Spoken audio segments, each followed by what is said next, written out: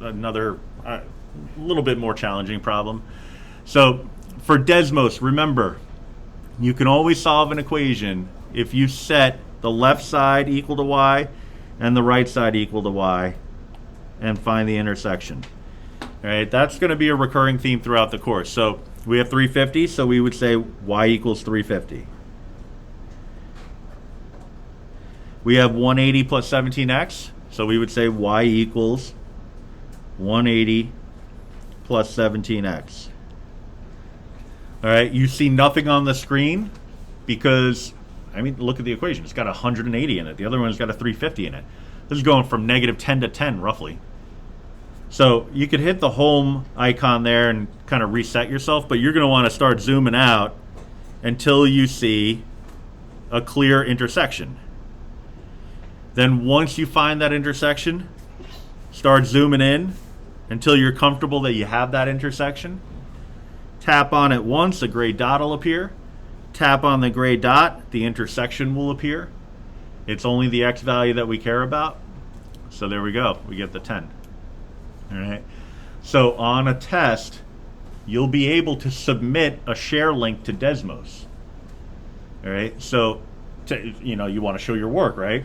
Because, the biggest fear I would imagine that a student would have would be, all right, I'm going to do it on Desmos. I'm going to say the answer, and I'll say that I did it on Desmos. But what if it's wrong? Then there's no way to get partial credit. So what you do is you create the share link and submit that, and now you have some work to show. All right, so just a reminder, when it comes to a share link, because I've had people go up to the address bar here, this bad boy, and submit that. That's no good. That's not what you want.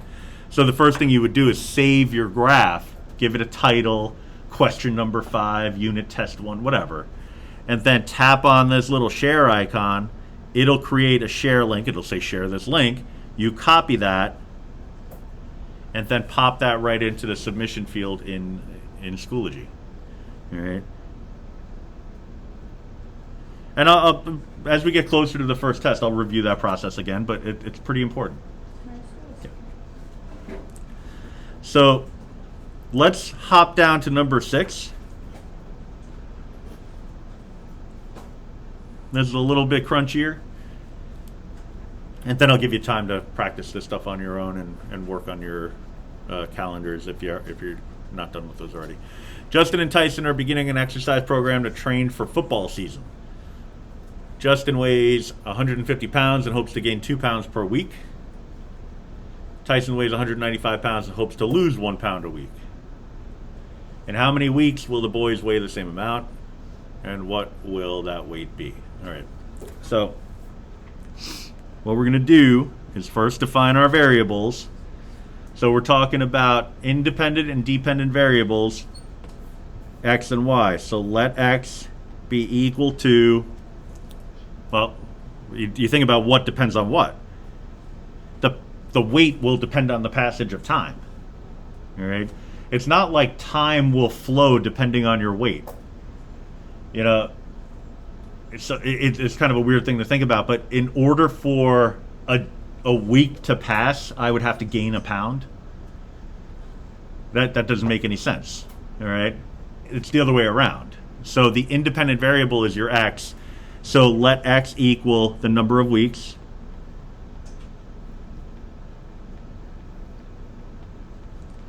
Let y equal the weight in pounds.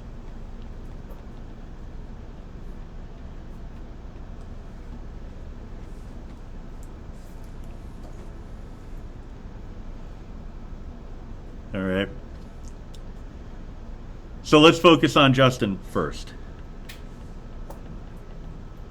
Then we'll get into Tyson. Justin weighs 150 pounds and hopes to gain 2 pounds per week. All right. So his starting weight is 150. Every week he wants to gain 2 pounds. So that means after week 1, he will have gained 2 pounds, if all goes to plan. After week 2, he'll gain twice that, then another 2 pounds, and another 2 pounds, and another 2 pounds, and so on. So 2 times however number of weeks have passed will give him the amount of weight that he will have increased by. Grammar again. So that's going to be equal to his weight in pounds. Now that weight in pounds is really after a certain number of weeks. All right. So it all depends on what that X value is. So it's really, again, after X weeks. Now Tyson is going to be losing weight. He's going from 195 and down. He's trying to lose a pound a week. So 195 lose would be minus. He's trying to decrease his weight by 1 pound every week. So his weight after X weeks would be based off of this expression. All right. In how many weeks will the boys' weight, weights be the same, or how many weeks will the boys weigh the same? So that Y represents the weight of each individual. So these need to be the same.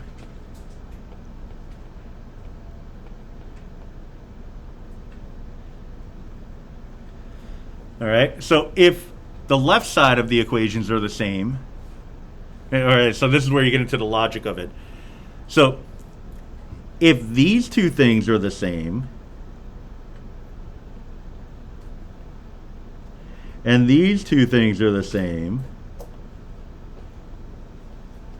and these two things are the same, the Y's, then necessarily these two things have to be the same. I know I said these two things a lot, but basically what this is saying is that if you have two equations where the left side, that Y, in each equation is equal to the Y in the other equation, then every part of each of those two equations would be equal to each other. All right, so I could take any part of each equation and set it equal to any part of the other equation. Doesn't matter, because we have full equality, full equivalence. All right. It's kind of weird because you probably don't think of substitution like that, but it's actually a really important fundamental concept in logic. All right. Full equality. It's a nice idea. Anyway, what I'm going to choose to do is set these two expressions equal to each other, because if I can let anything be equal, I choose to let these two things be equal because that's what's going to let me solve for the value of X.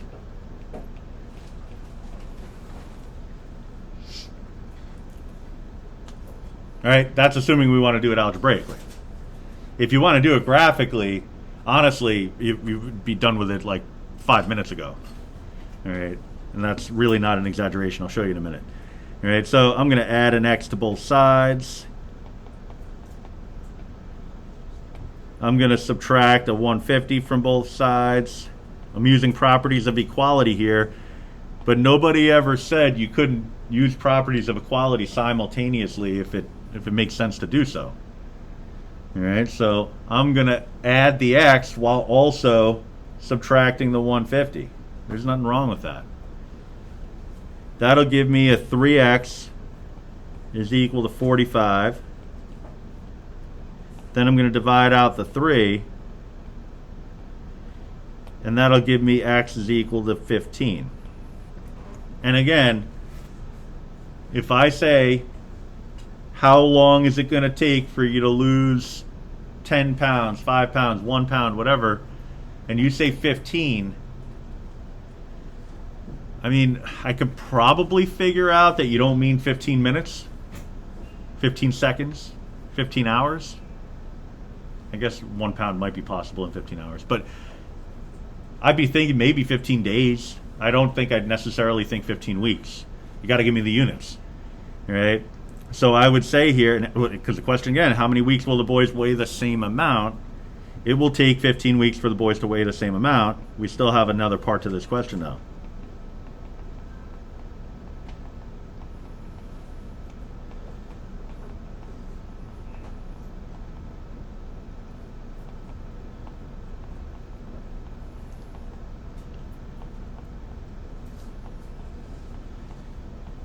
All right, take 15 weeks for them to weigh the same amount. Now we got to figure out what that amount is. All right. So what we can do, because both equations will give the weight of the individual, and since we're looking for those weights to be the same, you just pick the one you like the most and go from there. So I'll take y equals 195 minus x and replace the x with a 15.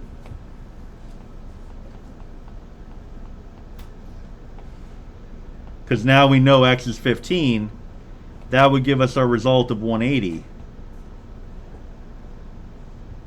The weight will be 180 pounds. Or the weight is 180 pounds.